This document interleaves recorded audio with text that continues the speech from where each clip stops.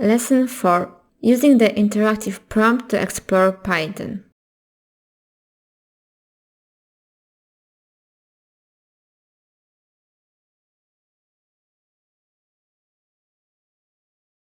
Whether you are in idle or at a standard interactive prompt, there are a couple of handy tools to help you explore Python.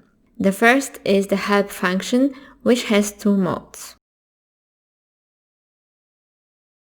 Entering a type or variable name as a parameter for help gives you an immediate display of that type's documentation.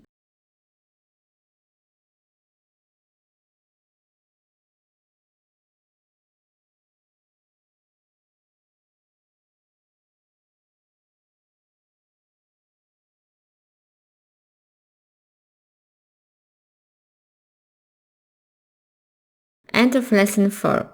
The next one will be about idle.